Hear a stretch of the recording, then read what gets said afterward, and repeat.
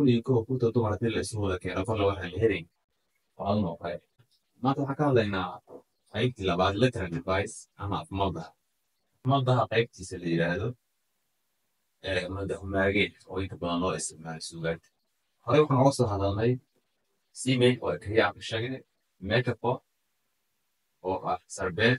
versification oo isna loo yaqaano qofayn maanta waxaan ka hadlaynaa hyperbole imagery oxymoron iyo symbolism okay ujeedada loo adeegsado afmalda haddaan dul maro wax yar waa in ereyga xarafta lahaa qofka laga leexiyo ama wax la sarbeebo la saysaabo la sawir dhaho si ujeedo laleeyahay loo gudbiyo haddaan dadka dambe tusaale ay fahmayaan oo keeno ama aanu adeegsano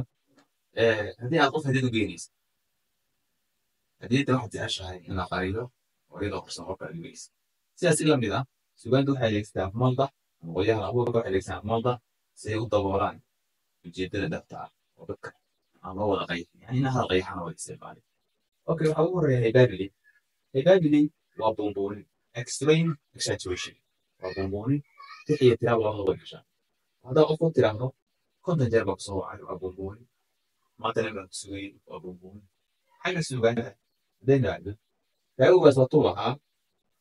kunta dumar hadii la isu wada keeno kol waxaan helayn faadan oo kale yani faadan oo kale waa qof biniaadan waa la helayaa laakiin buunbuunin ayaa ku jirta oo ka badbadanaya marka halkaasa ka gudbayaa kan xiga waa imagery waa mental picture in qofka qaadsado maskaxeed ogaanka uu qaato si uu wax u suureeyo mala-awaalka ama khiyaalka marka ay samaynayaan inta badan awaanadu waxay ku saleeyaan wax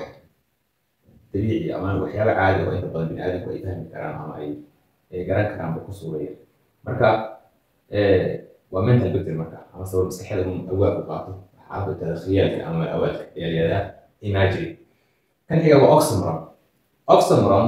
waa placing two opposite ways in laba eray oo kala duwan meel uu awaanka ku wada isticmaalo ama hal meel ku wada isticmaalo meel isugu keeno sida kale iyo qabow macaan iyo qalaad qolaad iyo nabad iyo kala mid haddaan xagga sugaanteena aadno waxaa ka mid ah waxaan ahay macaan iyo qalaad meel ku wada yaal waxaan ahay nimaan lagu gonayn iyo xoogga looyadii mar kalena lixaad kuma socdo laangaraan waxaan ahay mudee camalsan oo naagista aqoon mar kalena macaan gilaayana hoomiga baan ahay yani in uu awaanku isticmaalo laba